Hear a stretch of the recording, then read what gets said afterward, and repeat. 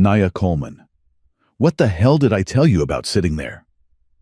The words cracked through the cafeteria like a whip as Karen Whitfield strode across the polished floor with a speed, intensity that made every heel step echo like a gunshot, her entire posture radiating the kind of authority that never needed to be earned because it had always been assumed.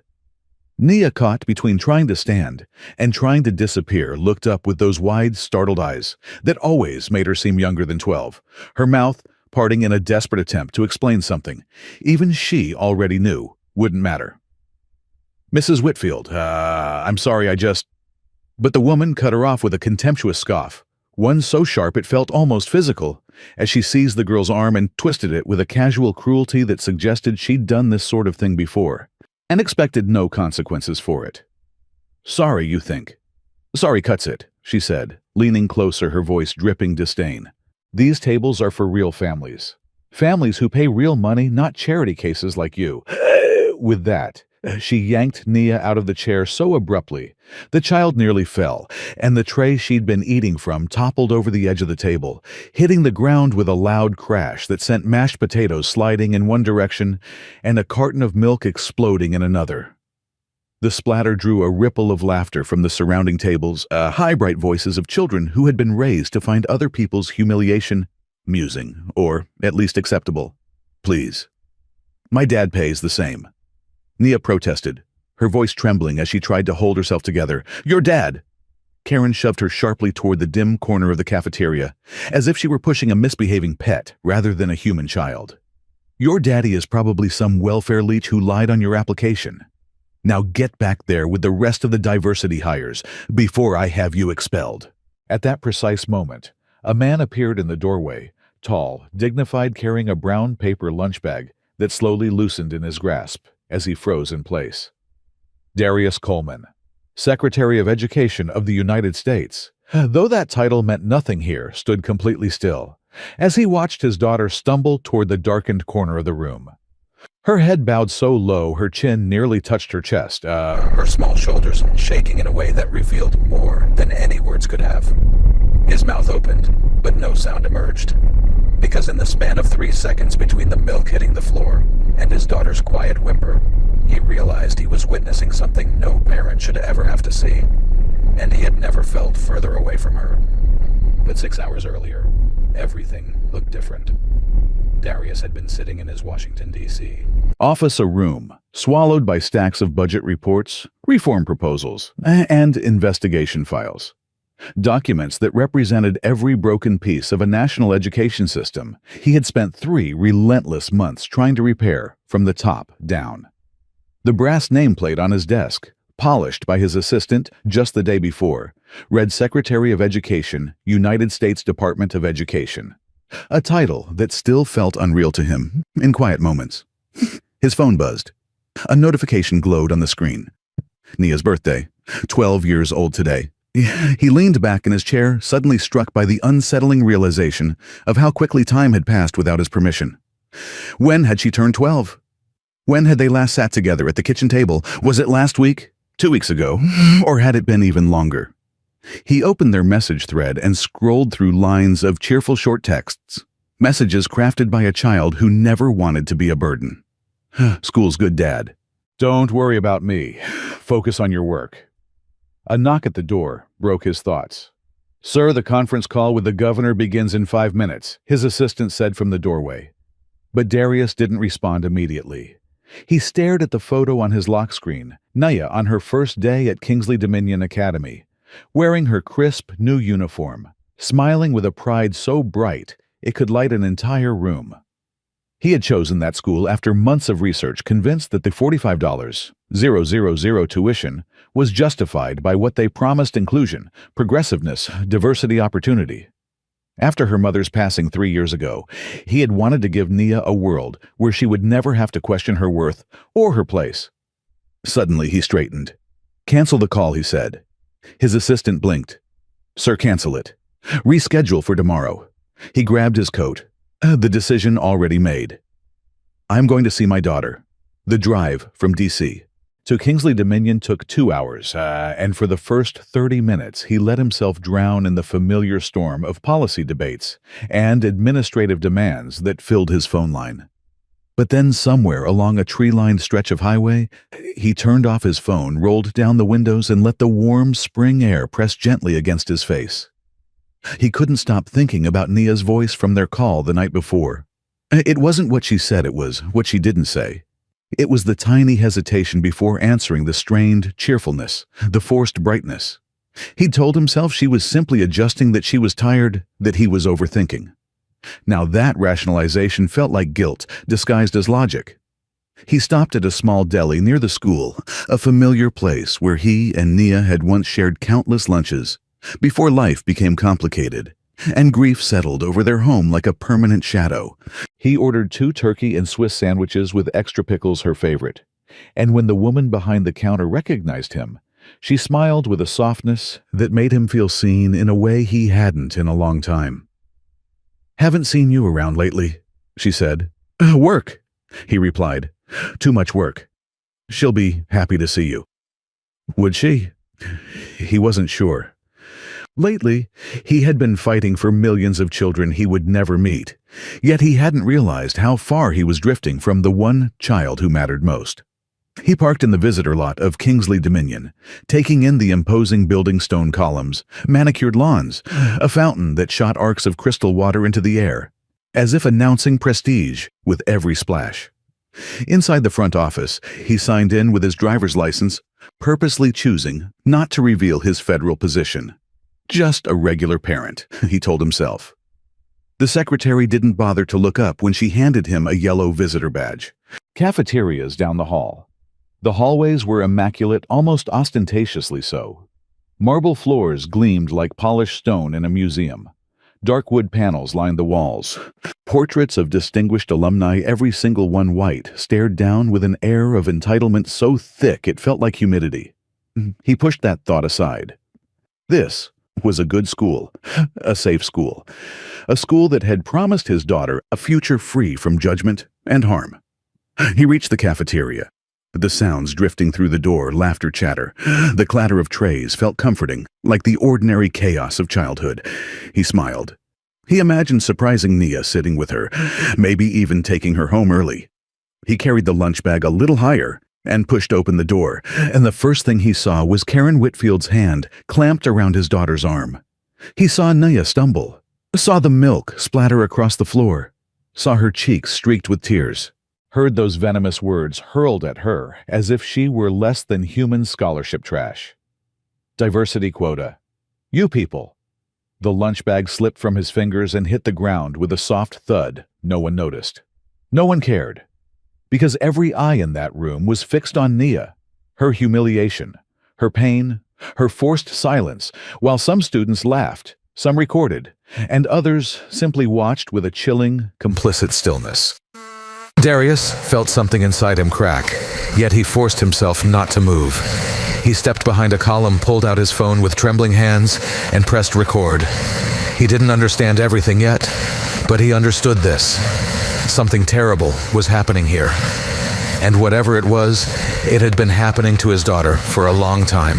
From the shadowed space behind the support column, Darius lifted his phone with deliberate slowness, his hand trembling not from fear, but from the dawning realization that the truth unfolding before him was more monstrous than any policy failure he had spent the last decade fighting. He pressed the record button, and as the small red icon blinked to life, the cafeteria revealed itself in layers, like a stage whose backdrop had long been concealed, each detail sharpening into focus with a cruelty that felt almost purposeful.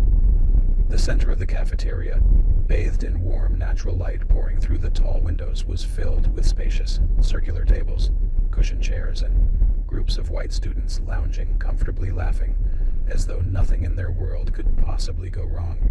Their plates were piled high, their postures relaxed, their conversations unconcerned with anything beyond the trivialities of adolescence. It was a picture of ease, of unchallenged belonging. But as his gaze traveled to the edges of the room, the lighting dimmed and the atmosphere shifted noticeably. In the far back corner, wedged near the trash bins, and the door that led to the loading dock, a cluster of narrow wooden benches, uncomfortable utilitarian, clearly second class, had been arranged, as though someone had designed the space with the intention of separating, diminishing, and erasing. 7 students sat there, all black or Latino, heads bowed, movements small, eating quickly as if trying to reduce their presence, slipping morsels of food into their mouths while avoiding eye contact with anyone who might choose to punish them for existing too loudly. The contrast was not merely stark, it was deliberate, calculated, and undeniably enforced. A wall did not need to be built of bricks to divide a room. Here, the segregation was architectural in its invisibility, structural in its intent, and suffocating in its execution. Darius felt his chest tighten as the truth hardened in front of him. Nia had not simply been mistreated. She had been systematically placed into a space engineered to make her feel lesser. He watched as she finished gathering the remains of her fallen lunch and carried the ruined tray toward the wooden benches. A group of white girls stood as she approached. The one at the center, the ringleader whose posture radiated a kind of inherited authority, crossed her arms with a smirk. Darius recognized her instantly from orientation, Brittany Whitfield, granddaughter of Karen Whitfield, the self-appointed guardian of the cafeteria's order. "Watch where you're going, scholarship girl." Brittany sneered, her voice dripping mockery. I just need to... Nia's voice barely reached the air. "You just need to remember your place." Brittany shoved her, with enough force to make the girl stumble sideways. "My grandmother runs this cafeteria. She says you people should eat outside with the garbage." Laughter erupted around them. Phones rose into the air. Angles were adjusted. Content was being curated. To them, Nia was not a human being. She was entertainment, pinned to a moment of cruelty. Nia kept her head down and moved past them without a word. Even the other marginalized students, sitting on the benches themselves, victims of the same system, turned their faces away not out of malice, but because the years had taught them that distance was a fragile shield, and solidarity came at a price none of them could afford to pay. Darius pressed harder on the phone, his knuckles whitening. He tried to steady his breath. The urge to storm across the cafeteria, to pull his daughter into his arms, to shout the truth of who he was and what power he held, it burned through him like wildfire. But he forced himself to remain still, rooted to the floor because instinct screamed for action, while wisdom demanded evidence. A young teacher walked by Latina, mid-20s, her eyes flicking briefly to Nia's tear-streaked face. For a heartbeat, sympathy flared there, sharp and pained, as though she wanted to intervene. But whatever courage had risen in her was quickly swallowed, replaced by resignation, and she continued walking without breaking stride. Another teacher, a white man with gray hair and a neatly pressed shirt, stood barely 10 feet away from where Brittany had shoved Nia. He had witnessed every second. Yet he now laughed at a joke another teacher told his back, turned fully, on the cruelty happening steps behind him. His silence was not neutral, it was infrastructure.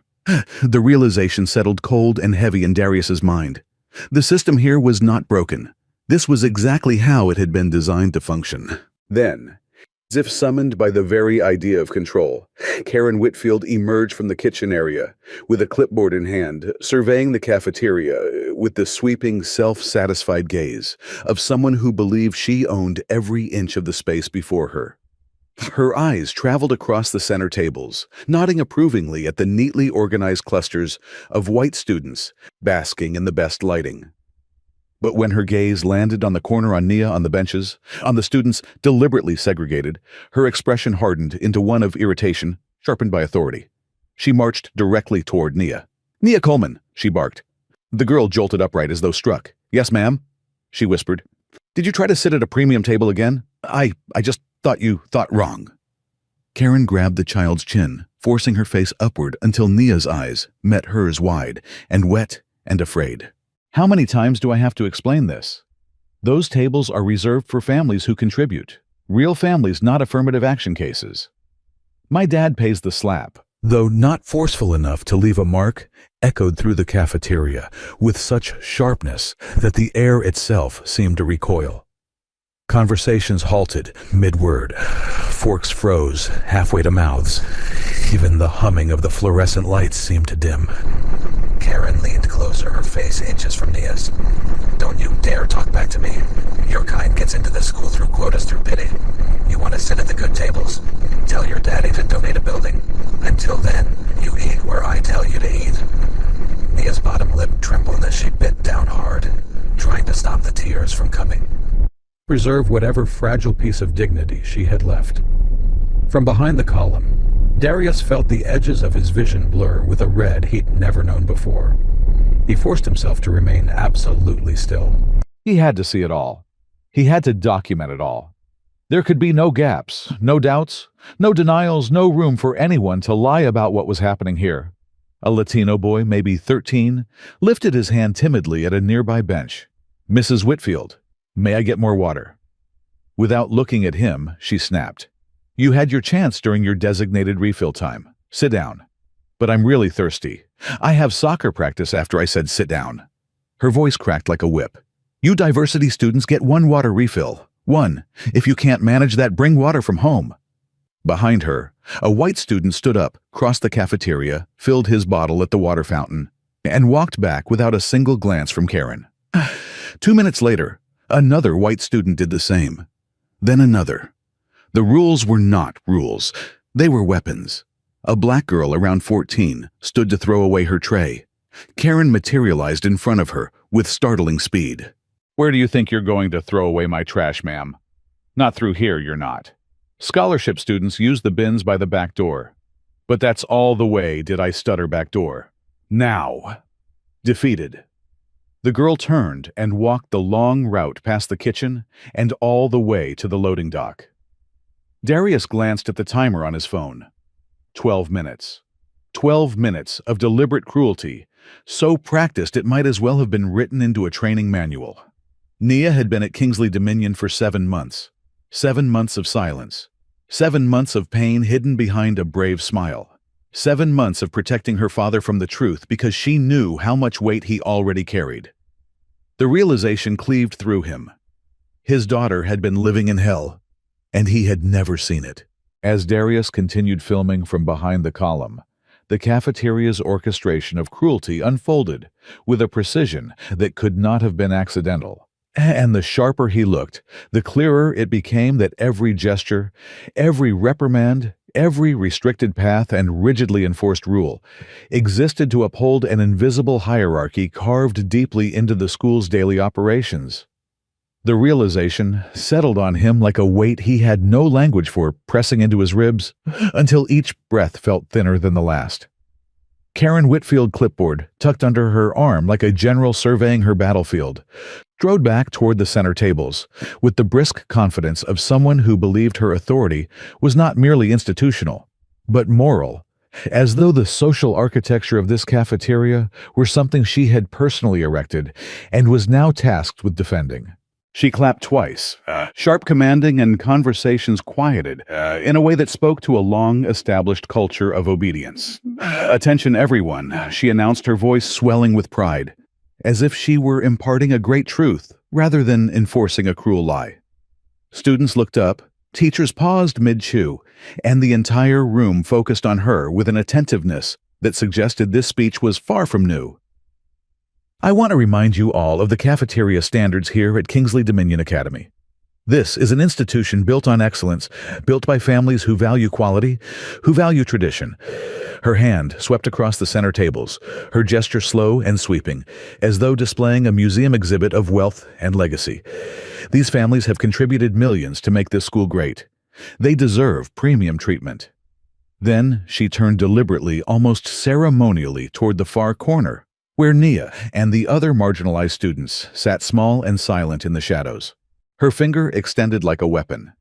"And these students," she said, her voice tightening with disdain, "are here because the government forces us to hit diversity numbers, because we have to check boxes to keep our funding. But make no mistake, there is a hierarchy here. There is an order, and everyone needs to respect it." A few volunteer parents, sitting at tables adorned with donation banners, nodded approvingly, And one woman even clapped as though Karen had articulated some profound, unspoken truth. Darius felt something inside him twist sharply like metal, bending under too much strain. Karen marched toward Nia again, shoes striking the tile with the authority of a drill sergeant. Some people don't understand their place, she continued, standing directly over the trembling 12-year-old. Some people think they can just sit anywhere, do anything, act like they're equal to students whose families actually built this place. Nia stared at her lap shoulders, curling inward as though trying to disappear into herself. I asked you a question, Karen snapped. Are you equal to the real Kingsley Dominion students?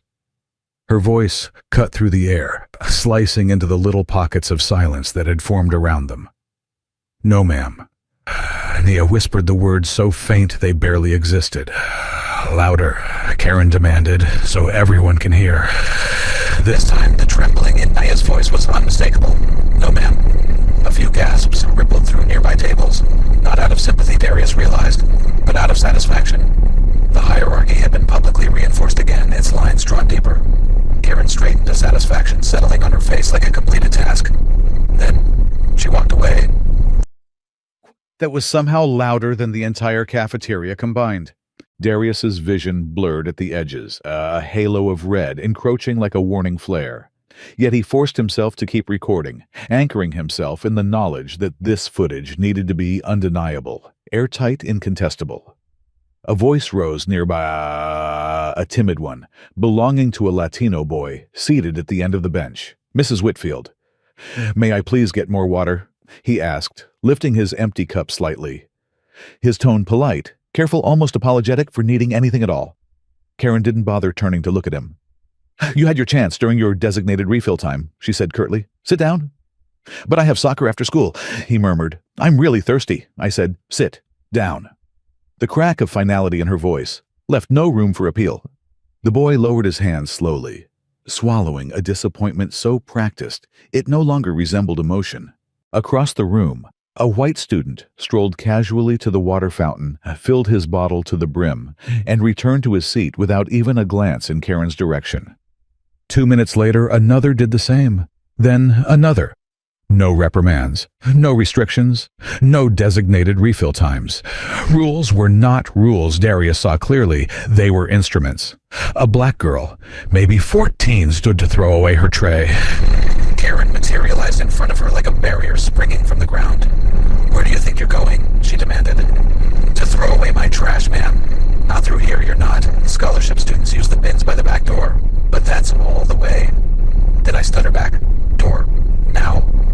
The girl nodded meekly and turned past the kitchen and out toward the loading dock. The tray shook slightly in her hands. Darius checked the timer on his phone. 12 minutes. 12 minutes of systematic cruelty. 12 minutes revealing a structure so deeply embedded into the daily rhythms of this school that no one inside these walls seemed to find it abnormal. He turned the camera toward Nia again.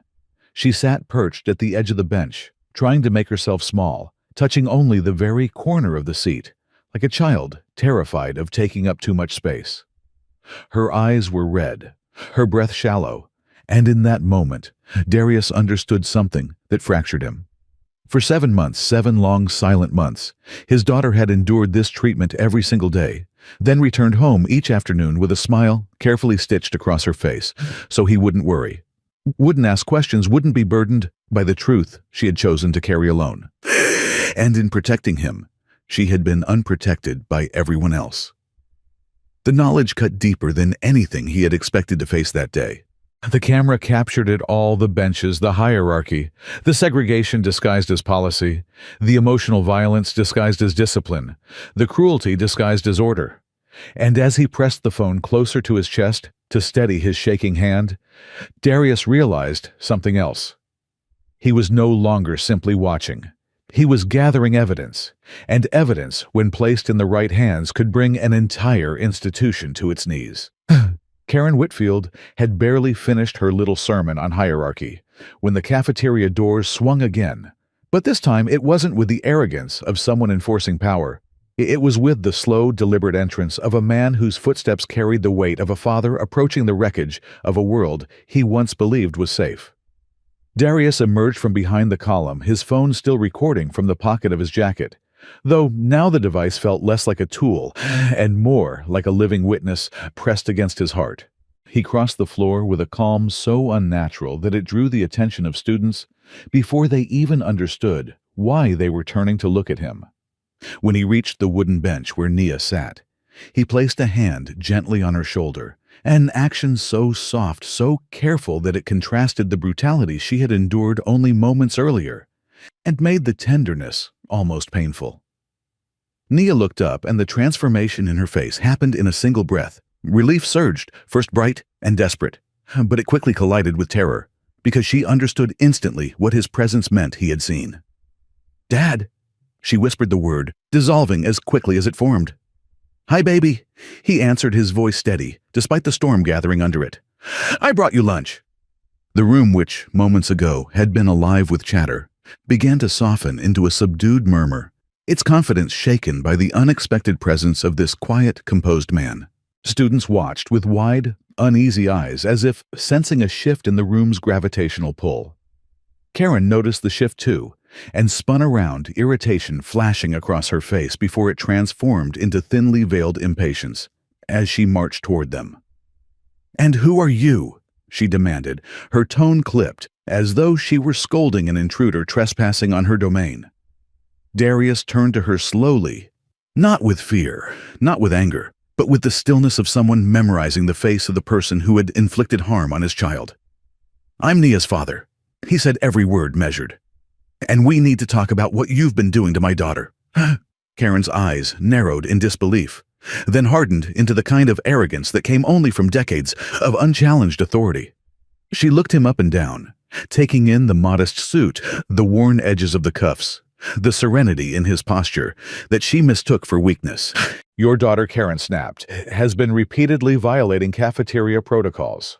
She refuses to follow the rules about seating arrangements." Seating arrangements. The way Darius repeated the phrase, slow, incredulous, with a quiet gravity, made nearby students shift uncomfortably. "You mean segregation." The word fell between them like a sheet of glass shattering on stone. A hush rippled outward across the cafeteria, spreading faster than the sound itself, leaving pockets of silence so stark they seemed to absorb every other noise in the room. Karen recoiled. "How dare you?" she sputtered. "This is about maintaining order, about respecting the families who fund this institution. Your daughter sits where scholarship students sit. That's policy. My daughter isn't on scholarship." Darius answered, his tone still painfully calm. "I pay full tuition, $45,000. I've reviewed every file in this cafeteria." Karen laughed, a sharp, mocking sound devoid of humor. "Sure you do. And I'm supposed to believe a man who shows up in a cheap suit and drives a 10-year-old sedan pays 45 grand. She shook her head with a smirk. "Please." Nia tugged on her father's sleeve, her voice trembling. "Dad, let's just go, please." He squeezed her hand gently without looking away from Karen. "Not yet, baby."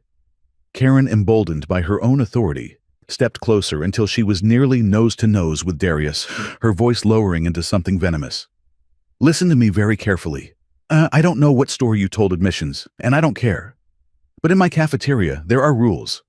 Premium donors get premium treatment, and your kind gets what's left over. Don't like it?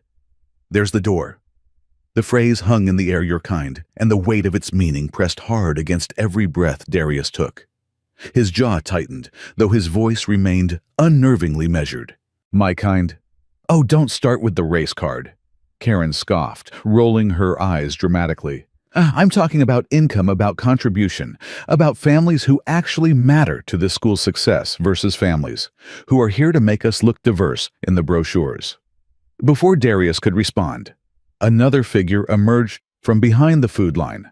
Principal Richard Caldwell, late 50s, gray hair neatly combed, wearing a suit that emphasized the quiet superiority he seemed to believe came with the office he held. He approached with slow, deliberate steps, surveying the scene with an expression of mild annoyance, as though the disruption of lunch service were a far greater offense than the abuse of a child. "Is there a problem here, Karen?" he asked. Karen gestured toward Darius with a flourish. This man is disrupting lunch service, harassing staff, making baseless accusations. Principal Caldwell didn't ask Darius what happened. He didn't ask Nia. He didn't ask any of the students who had witnessed it. Instead, he turned directly to Darius, with the tired condescension of someone who believed he had handled this kind of nuisance before, and would handle it swiftly again. "Sir," he said, "I'm going to have to ask you to leave campus." "I'm asking why my daughter is being segregated and abused," Darius replied. Caldwell's eyebrows lifted with a feigned patience. "Segregated. That is a serious allegation. Do you have any evidence to support such a claim?" Darius tapped the front of his jacket where his phone continued recording. "Yes," he said simply. "I do." "Then let me see it." "No." Darius answered, "Not yet." Caldwell's expression hardened.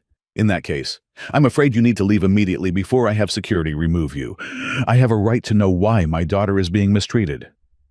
"Your daughter isn't being mistreated," Caldwell replied, gesturing broadly around them. "She's eating lunch in a safe, clean environment. If you have complaints about seating arrangements, you can schedule a formal meeting with my office, but you will not storm in here during lunch and cause a scene." Karen stepped closer, emboldened again. "Do you know how many calls I get from parents complaining about diversity students?" she said loudly. "Dozens. They pay premium prices and don't want their children sitting next to charity cases. We have to balance everyone's needs. By making 12-year-olds eat next to garbage bins," Darius countered, his voice cutting through the room like a blade. "That corner has the same food, the same tables, the same access to education as everywhere else," Caldwell insisted. "If your daughter feels excluded, that is a personal issue, not a school problem." At that, Nia broke. The tears she had been holding back spilled silently down her cheeks, her shoulders shaking, her breath quickening with the soft gasps of a child trying to stay quiet through pain no child should ever have to endure. Darius knelt beside her, instantly cupping the back of her head with one hand. "Baby, look at me. We're going to fix this. Dad, please. I just want to go home." He brushed a tear from her cheek. "Not yet," he whispered. "I need to understand everything first." Behind them, Karen's voice cut sharply through the moment. "Actually, she's not going anywhere. It's school hours. Students can't leave without proper authorization." "I'm her father," Darius said, rising slowly. "I'm taking her home." "Not without approval from administration," Karen snapped. "Not without an early dismissal form. And given your hostile behavior." "Hostile," Darius repeated softly. Karen turned to her walkie-talkie. "Security to the cafeteria," she said. "We have a potentially dangerous situation." Before Darius could respond, 2 white security guards entered, each one large enough to overshadow him by a full head and a shoulder's width. They moved into position on either side of him, hands hovering near their belts, not at their weapons, but close enough to remind everyone in the room who controlled the next few moments. "Sir," one guard said, "we're going to ask you to leave voluntarily." Caldwell stepped forward, crossing his arms. "If you refuse, these gentlemen will escort you out, and we will file a no trespass order." For asking why my daughter is being discriminated against, Darius's voice rose not in anger, but in disbelief so profound it vibrated through the floor. "For creating a disturbance," Caldwell said coldly, "for refusing to follow school protocols, for escalating a situation and creating an unsafe environment," Karen added, with a smirk sharpened by malice. "And given your aggressive behavior, we may need to review Nia's enrollment status." That word enrollment made Nia react as if struck. She grabbed onto her father's arm, panic flooding her face. "Dad, please," she whispered. "Please don't. They'll expel me. Please. I'll be okay. Just go."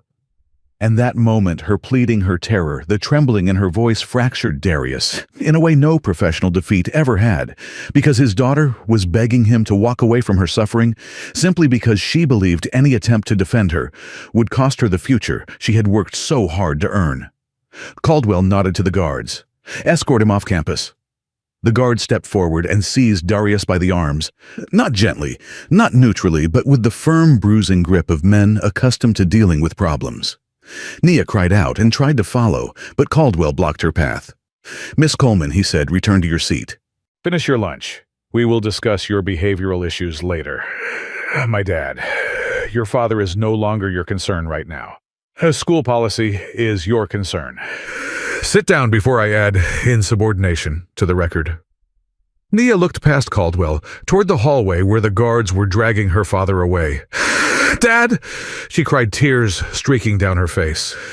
Darius twisted enough to look over his shoulder, his voice strained but calm. "Nia, listen to me. Go back inside, sit down, keep your head up. Everything is about to change, I promise." How she sobbed. "They're kicking you out. They're going to expel me. Trust me," he said softly. "One more hour. Just hold on for one more hour." The cafeteria doors slammed shut between them with a finality that felt like a prison gate closing. The guards escorted Darius across the campus and out into the visitor parking lot, their grip only loosening once they reached his car. "You heard the principal," one guard said. "You're not welcome here. Don't come back." Darius opened his car door, sat down in the driver's seat, and reached into his jacket pocket. His phone was still recording. 28 minutes of footage. Crystal clear. Undeniable. Irrefutable. He scrolled through his contacts and made the first call. FBI Civil Rights Division. He said, his voice steady and full of a purpose so sharp it could cut steel. "This is Secretary Darius Coleman. I need to activate an emergency federal investigation." And with that sentence, Kingsley Dominion Academy's world began to collapse.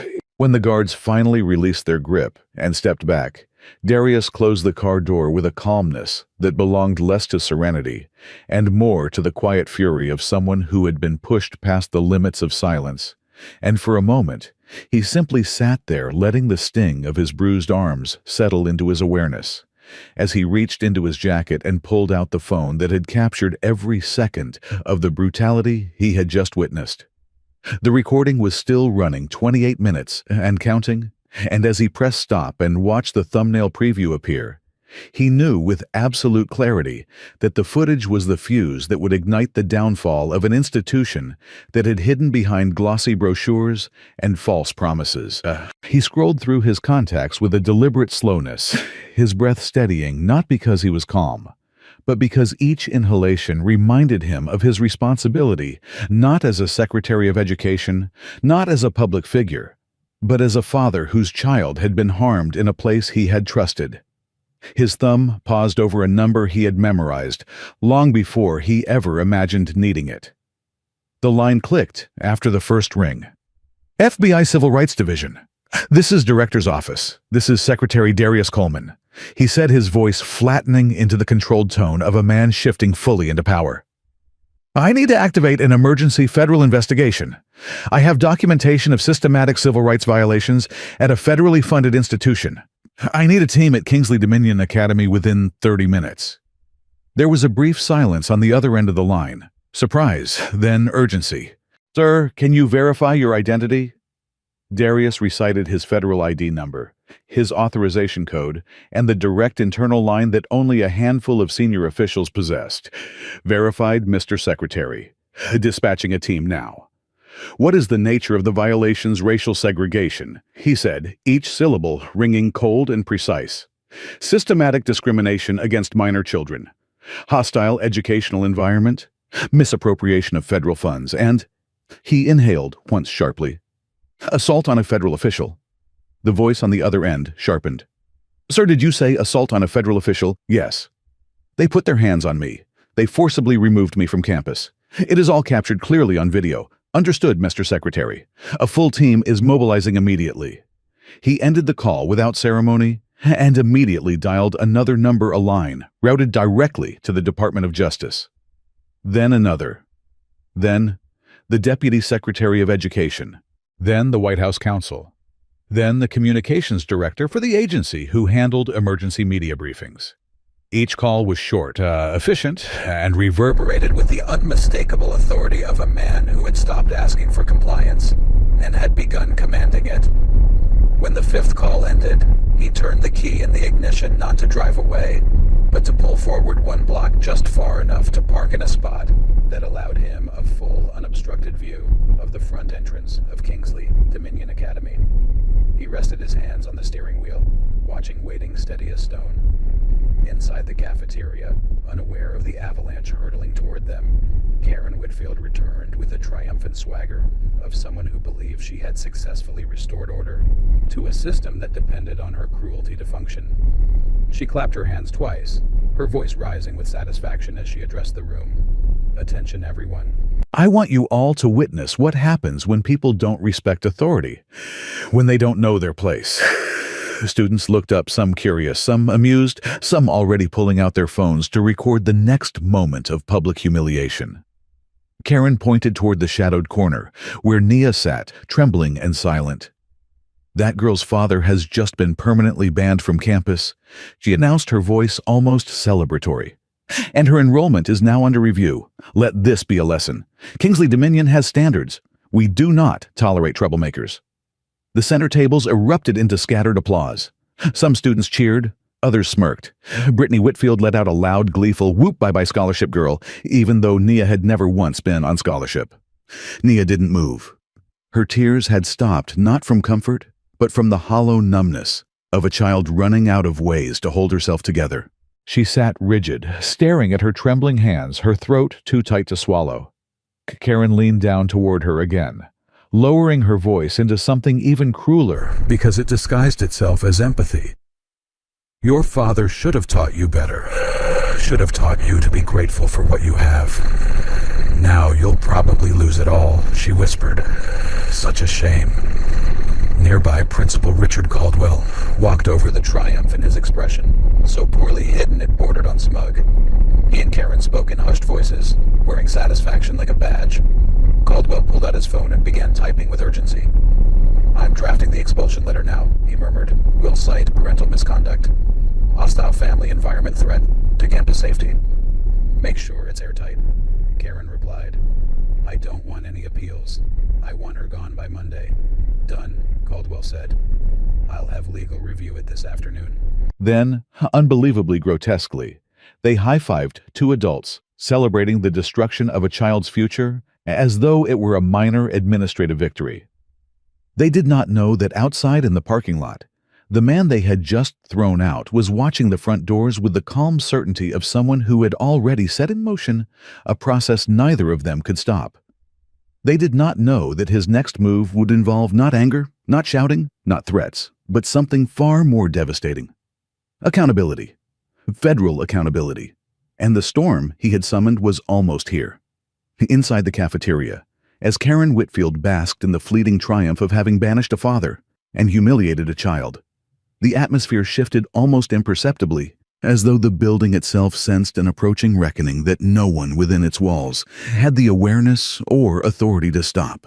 Students returned to their lunches with a mixture of smug satisfaction, nervous whispers, and hungry curiosity, while teachers tried unsuccessfully to pretend that nothing unusual had occurred, their eyes flicking toward the corner where Nia sat frozen in her seat, her small body locked in that painful stillness that children adopt when they run out of room to shrink.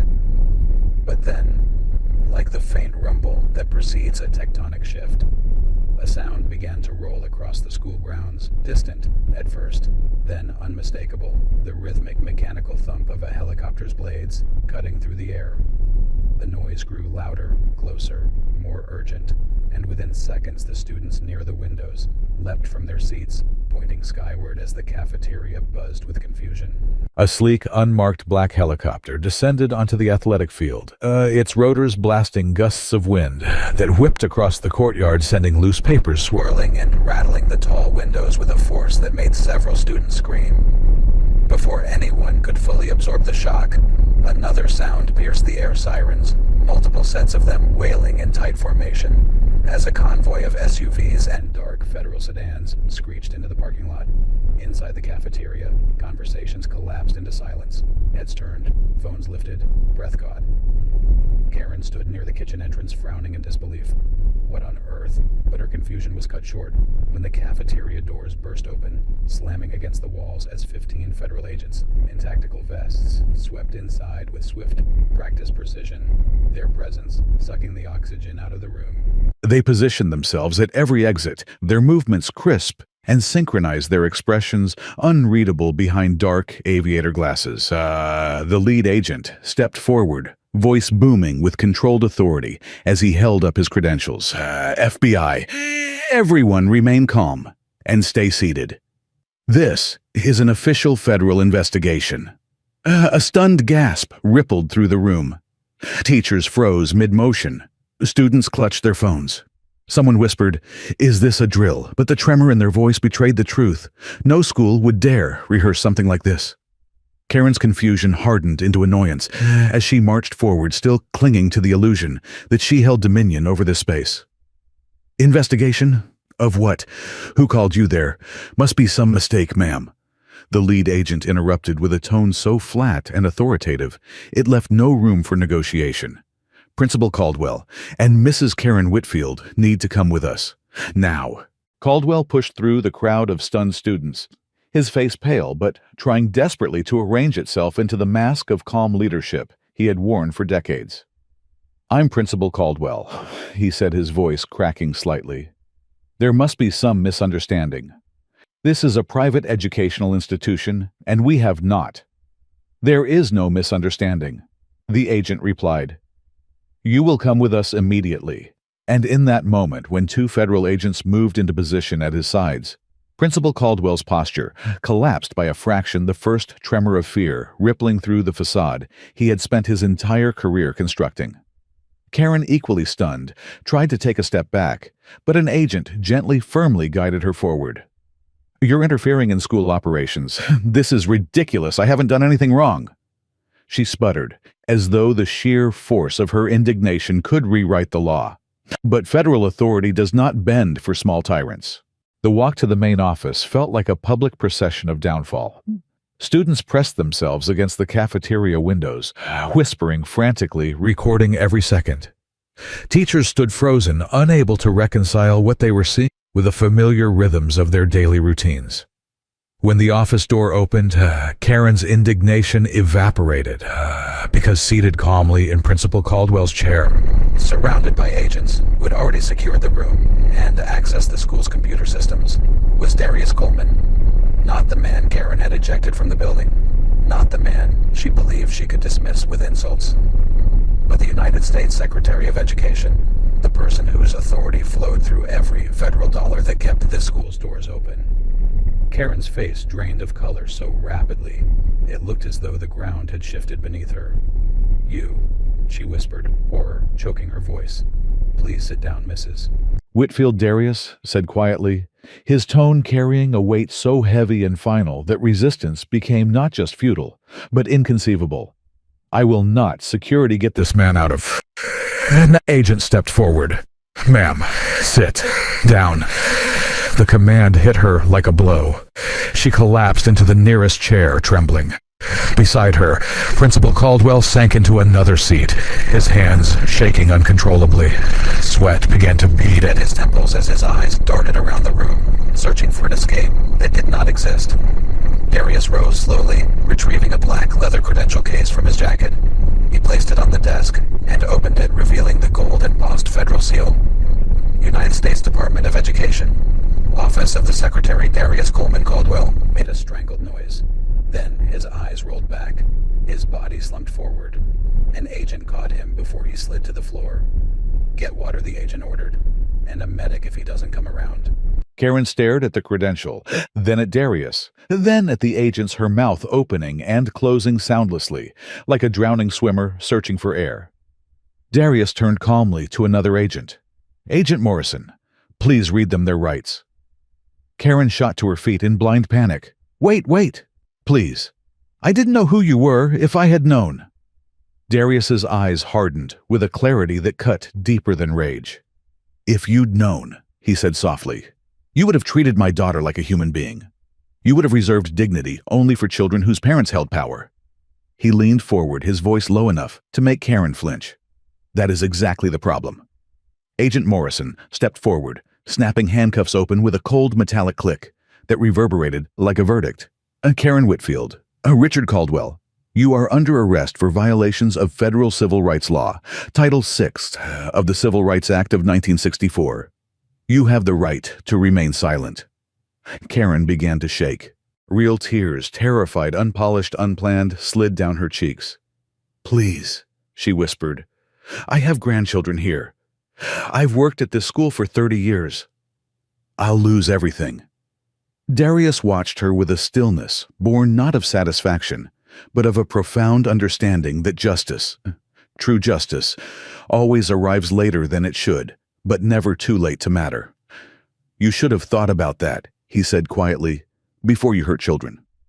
As the handcuffs locked around Karen's wrists, the weight of her actions finally settled into her bones, and for the first time since stepping into that cafeteria, she understood what it felt like to have no power at all. And outside students pressed against windows recording the moment that would go viral before the hour was over. The fall of Kingsley Dominion's tyrants. The reckoning of an institution built on cruelty. The rise of truth none of them could outrun. The agents led Karen Whitfield and Principal Richard Caldwell down the main hallway, each of them flanked by federal officers, whose steady, unyielding presence erased any illusion that this was still a school conflict, rather than the opening act of a full-scale federal intervention. Their handcuffs gleamed under the fluorescent lights, the metallic clicks echoing just loudly enough that students Pressed against the windows flinched each time, as though hearing the sound of a future they had never imagined could unravel so quickly. The procession moved like a grim parade, one built not on celebration, but on exposure, because every teacher, every parent volunteer, every student watching through glass saw the truth that had been hidden beneath Kingsley Dominion's Pristine reputation for far too long. And while the two administrators were escorted away, Darius remained in the principal's office, his posture steady. His expression, carved with the resolute calm of someone who understood that the collapse of corrupt systems was not an act of vengeance, but an act of necessity.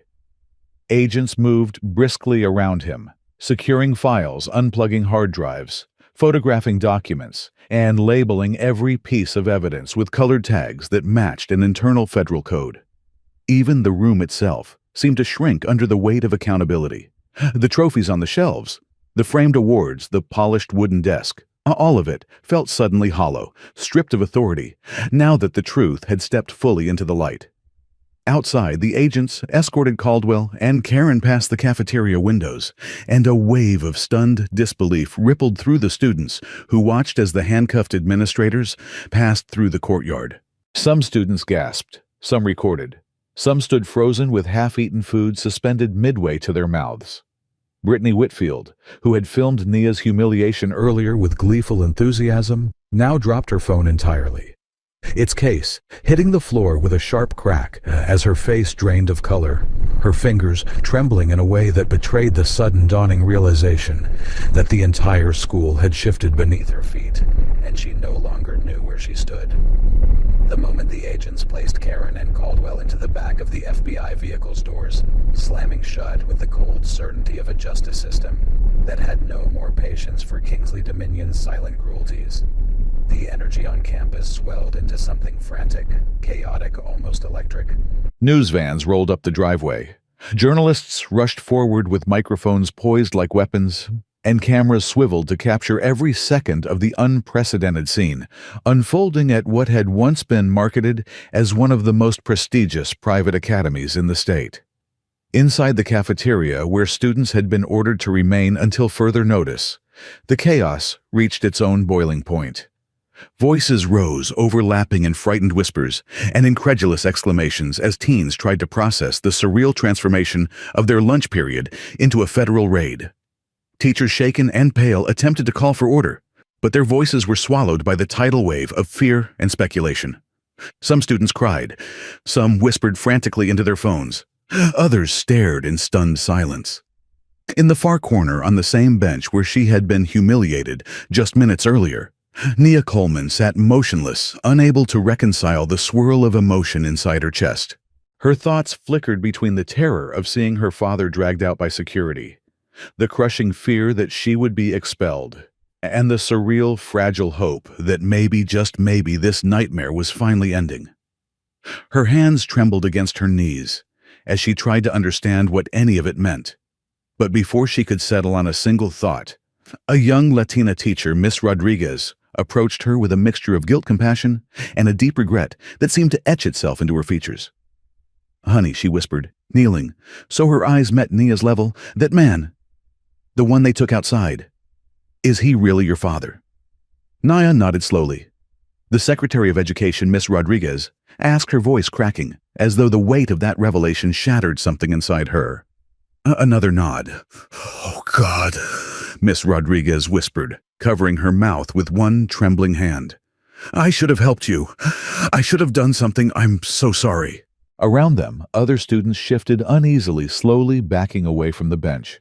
Not because they feared Nia, but because they suddenly realized they had mocked and tormented the daughter of someone whose power extended far beyond these walls, someone who had already demonstrated that he would not look away. Across the cafeteria, Brittany frantically dialed her grandmother's number over and over again, but each call went straight to voicemail, feeding her panic until her hands shook so hard she could barely press the screen. Her friends huddled around her, whispering urgently, "Your grandma got arrested. We're screwed. Delete your videos now. All of them." But it was already too late. The FBI had subpoenaed the school servers. Every photo, every text, every video, every cruel message sent in group chats, every recorded shove or insult, all of it preserved. All of it evidence. Before the students could fully process the enormity of what was coming, the school's PA system crackled to life, its static slicing through the air like a blade. All students and staff to the gymnasium, immediately. Mandatory assembly. The room erupted into a frenzied mixture of fear and disbelief, as agents guided students out of the cafeteria in controlled groups. The gymnasium, normally a place for pep rallies and basketball games, soon became a cavern of tension, its bleachers filled with 450 students and 60 staff members, whose faces reflected a kaleidoscope of panic, guilt, confusion, and dread. Federal agents lined the walls, silent and unmoving, their presence radiating a level of seriousness that made everyone straighten instinctively. Then the murmurs quieted. The gym doors opened. And Darius Coleman, the man who had been thrown out moments earlier, as though he were nothing, walked to the center of the gymnasium floor with a calm that struck the room like a slow-moving bolt of lightning. Standing beside him was Deputy Secretary Alicia Monroe, and just behind them, 3 FBI agents followed in formation.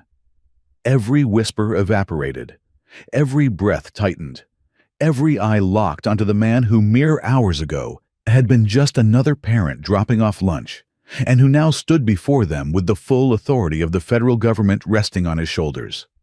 And when he spoke, his voice carried not only across the gymnasium, but through the walls of every lie Kingsley Dominion had built to hide its cruelty.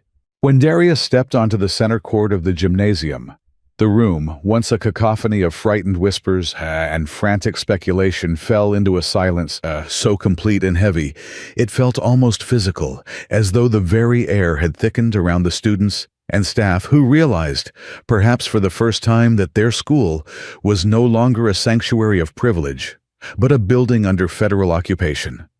The bleachers creaked softly as bodies shifted, hundreds of eyes locked onto the man who stood alone under the bright gym lights, not with the swagger of authority, but with the quiet, devastating composure of someone who understood the full gravity of what he was about to do.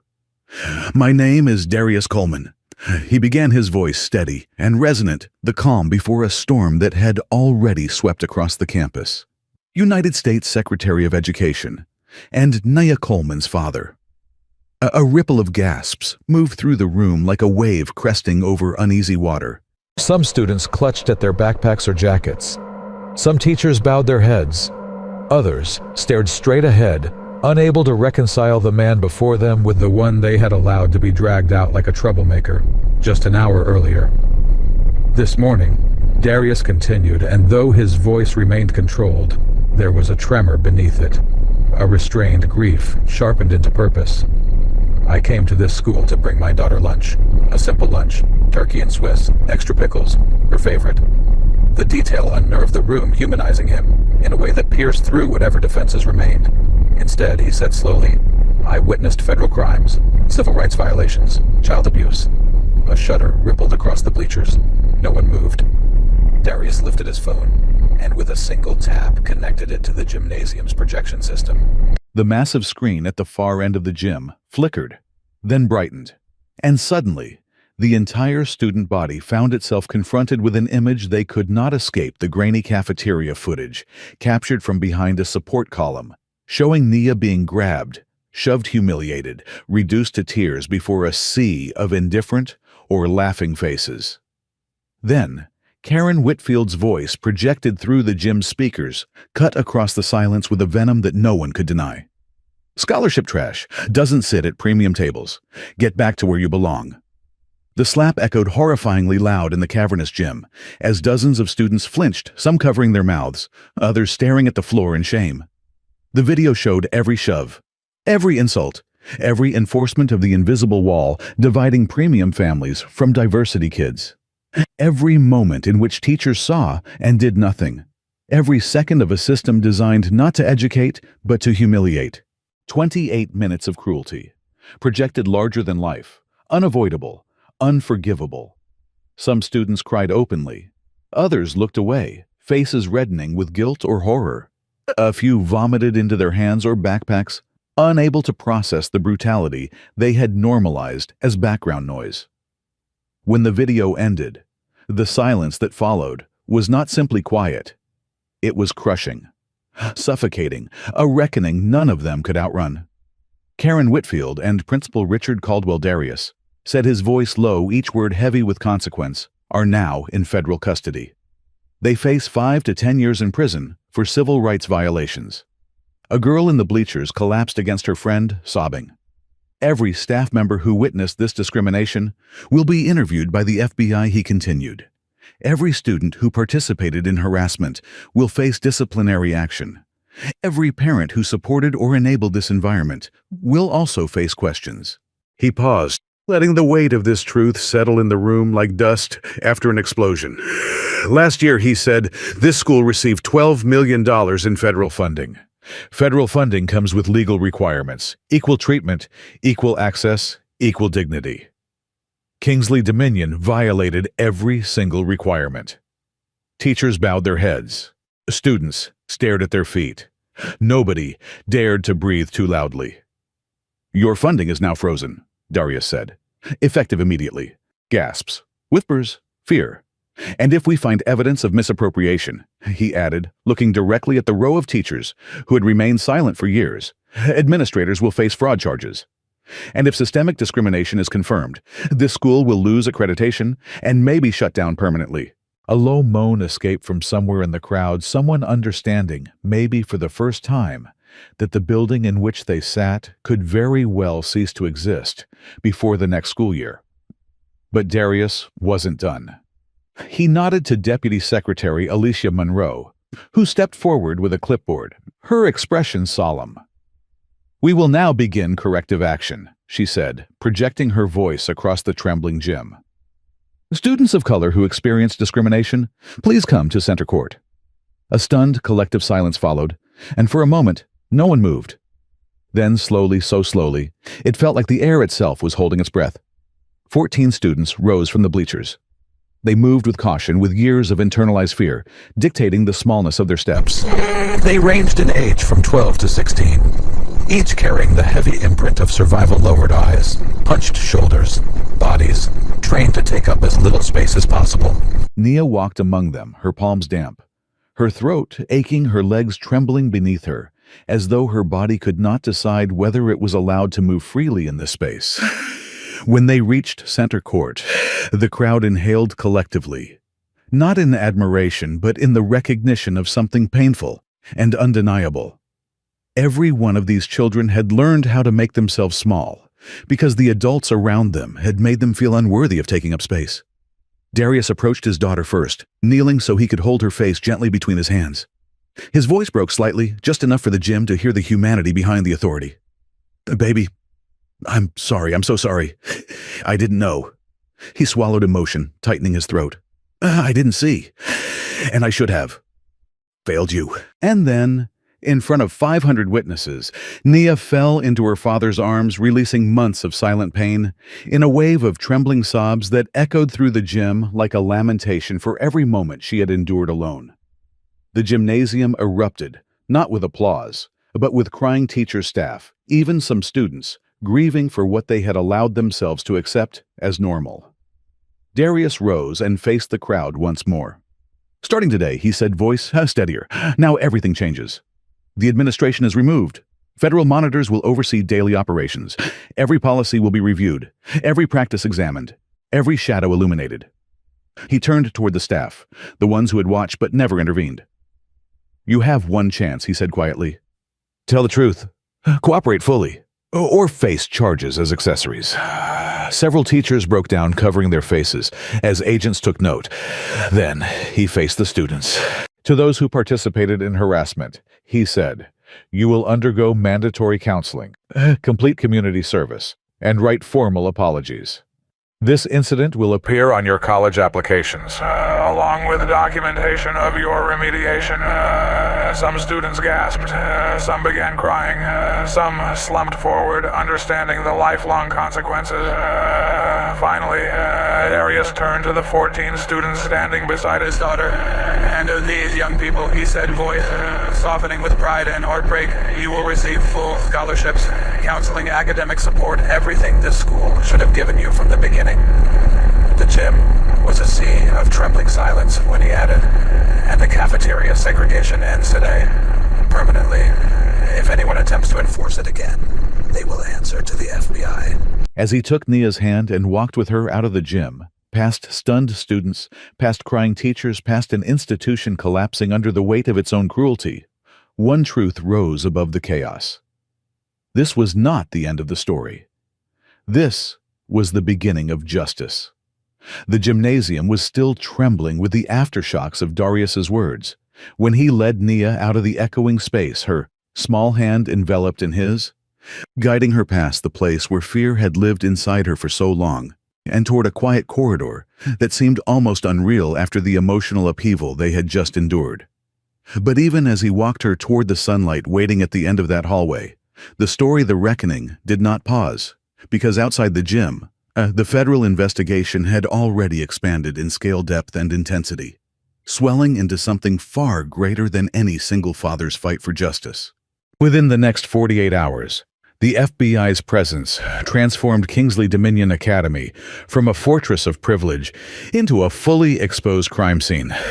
Agents interviewed 217 individuals, students, teachers, cafeteria workers, parents, former employees, each testimony peeling back another layer of the rot that had been festering beneath the school's polished reputation.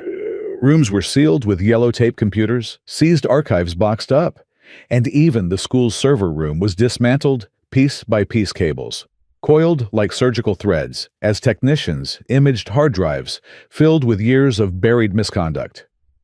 At FBI headquarters, Deputy Secretary Alicia Monroe and lead investigator teams built a mountain of evidence.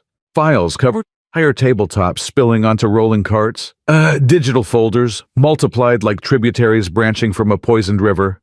And with every new document that surfaced, the pattern of abuse became clearer, darker, more deliberate than anyone initially imagined. Then came a folder so heavy with implications that even Alicia Monroe had to sit down before opening it. A former student, now a college freshman, had come forward after seeing news coverage of the raid. She carried with her a journal dog-eared, annotated, marked with years of silent trauma that documented almost the exact same cafeteria segregation Nia and other students endured. And the entries were 5 years old. Before anyone could process the ache of that revelation, another former student reached out, then another and another. By the end of the second day, the FBI had documented discrimination, going back 12 years. Perhaps longer, a timeline so long that entire childhoods had unfolded under the weight of Kingsley Dominion's calculated cruelty. At the center of this dark archive was a discovery that made even the most seasoned investigators feel a chill at the base of their spine: Karen Whitfield's discipline logs. She had kept them meticulously spiral journals, filled with entries written in tight, confident cursive, each line a testament to how deeply she had believed in the twisted system she enforced. One entry read, "Removed 3 diversity students from premium seating today. They need constant reminders of their place. If we don't maintain standards, these people will think they belong everywhere." Alicia Monroe closed the journal slowly, her stomach turning as she exhaled a long, pained breath. that echoed through the conference room. She wrote it down, she whispered. She wrote every crime down. And if the journals were damning, the internal emails were catastrophic. In one, Principal Richard Caldwell wrote to Karen Board, asking questions about diversity funding. Keep scholarship students visible in photos, but separated in practice. Donors complaining about too much mixing. Karen's response arrived minutes later. Understood. Good families shouldn't have to tolerate integration during lunch. That's what they pay for. The words preserved in digital format glowed on the wall-mount screen like a branding iron, pressed directly into the conscience of the nation. Even the agents reviewing the evidence, professionals accustomed to the darkest corners of institutional abuse, felt silent horror settle over the room. And then came the financial audit. Kingsley Dominion had claimed 52 diversity students to receive federal supplemental funding. The actual number 15. The missing $9. $4 million had been diverted into administrator bonuses, luxury office renovations, and upgraded facilities reserved for donor families, none of which benefited the very students the funds were intended to support. The evidence was overwhelming, undeniable, suffocating. DOJ prosecutors filed additional charges: wire fraud, conspiracy to defraud the United States, submitting false statements to federal agencies. Bail was set at $500, each for Caldwell and Karen, but neither could pay it. They remained in federal detention, the walls of their new reality, much less forgiving than the cafeteria they once ruled. Their lawyers quit one, after 2 weeks the next, after a month each, citing that they could not ethically or professionally defend clients who had left behind a paper trail of cruelty so explicit it bordered on self-incrimination. Meanwhile, the story spread far beyond Kingsley Dominion. National media ran round-the-clock coverage, while civil rights organizations issued statements, petitions, and calls for national reform. The name Nia Coleman appeared in headlines, not as a victim, but as a symbol of the systemic injustice children face when institutions decide that tradition matters more than humanity. 6 months later, the trial began in a federal courthouse, packed with reporters, advocates, and families who had waited years for this moment. 17 families joined as plaintiffs, 17 children whose pain finally had a stage. The first witness, Nia, 13 now, taller, still healing, still brave.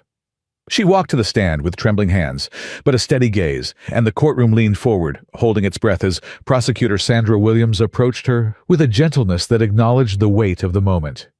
"Nia," she asked softly, "can you tell the jury about your first day at Kingsley Dominion?" And Nia did.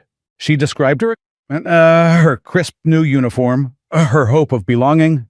Then she recounted the cafeteria, the shove, the slap, the scholarship trash comment delivered with cutting precision.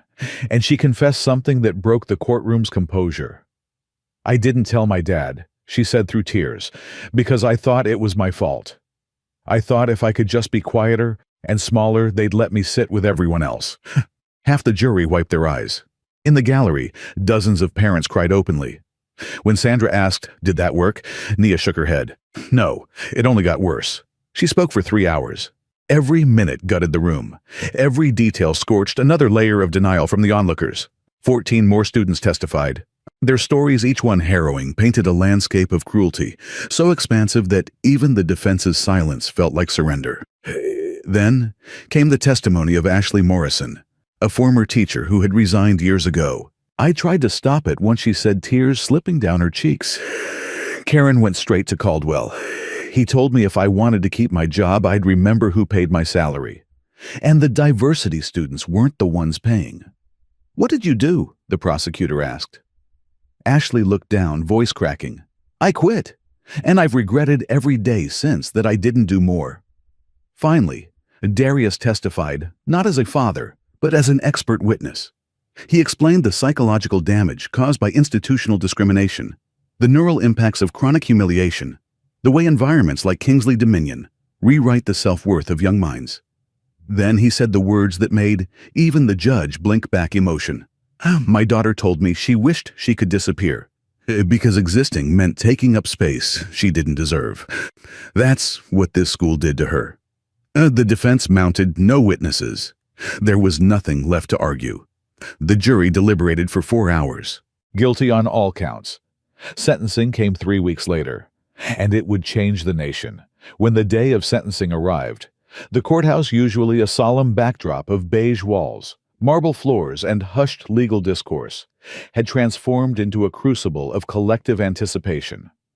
A place where the weight of 12 years of silent suffering seemed to press down on every bench, every railing, every breath drawn by the families whose children had carried invisible scars long before the public ever learned their names.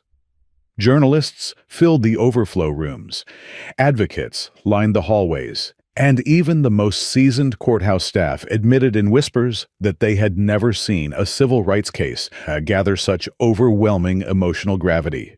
Karen Whitfield stood before Judge Elena Martinez, a woman whose presence radiated an unyielding blend of intellect and lived experience, the kind of judge whose rulings were not only grounded in law but sharpened by a lifetime of understanding what injustice meant to those who lived beneath its weight. Karen looked smaller than she had in any previous hearing. Her posture wilted, her hands trembling slightly as she gripped the sides of the defense table, her once sharp eyes dulled by weeks of detention and the slow erosion of arrogance. Yet even as she stood there, pale and fraying at the edges, nothing about her appearance could soften the hard truth of what she had done, and Judge Martinez seemed to understand this profoundly. Mrs. Whitfield, the judge, said, her voice even resonant, and carrying the kind of tempered steel that suggested she had spent her entire career wielding justice not as punishment, but as restoration. You targeted vulnerable children who trusted your institution to protect them. You weaponized your authority to inflict psychological harm, to segregate, to demean, and to break their spirits in ways that will follow them long into adulthood. She paused, letting the words settle into the courtroom like grains of sand filling a widening crack in stone. You taught generations of children that they were lesser, that they were unwelcome, that they were unworthy of dignity. Karen's head bowed as tears, real, for perhaps the first time, slipped down her face. For these reasons, the judge continued, her tone sharpening ever so slightly. You are sentenced to 5 years in federal prison, with no eligibility for early release, a lifetime ban from working with minors, and $1. $2 million in restitution to be paid to the victims. The gasp that rose from the gallery was not merely shock. It was an exhale of relief, of validation, of justice, Finally reaching the doorstep of someone who had evaded it for far too long. Karen's legs buckled, and the marshals had to steady her before placing her in handcuffs. Her sobs carried through the room as she was led away, though no one, not even the parents who usually harbored softness, felt inclined to look away from her shame. Principal Richard Caldwell, who had spent decades cultivating an image of stoic leadership, fared little better. When Judge Martinez read his sentence, 3 years in federal prison, $800,000 restitution, and a lifetime prohibition from any educational employment, his face drained of color. He too sagged under the verdict, understanding perhaps too late that his silence had not protected his legacy, but condemned it. 3 additional administrators, less outwardly cruel, but deeply complicit, received probation and professional bans that effectively ended their careers. But even as justice was delivered, a larger storm of consequences continued to unfold in the background, because the civil case brought by 17 families and supported by several national organizations remained active. Over weeks of negotiations, with hours of testimony, financial forensics, and emotional recounting of trauma, the case ultimately settled for $22 million from insurance payouts and $8 million from the liquidation of Kingsley Dominion's assets. Still, for the families involved, money was never the victory they sought. The victory was transformation. In the aftermath of the trial, the school, under strict direction from the Department of Education, fired every administrator tied to the scandal and appointed Dr. Jennifer Washington, a black educator with 25 years specializing in equity and inclusive reform, to take over as headmaster. Under her leadership, the school underwent seismic restructuring. The cafeteria was renovated, the premium seating abolished, and the entire space redesigned into an open, unified environment, now christened Maya Coleman. Justice Hall. Its name chosen unanimously by both the Federal Oversight Committee and the incoming school board. Within a year, enrollment shifted.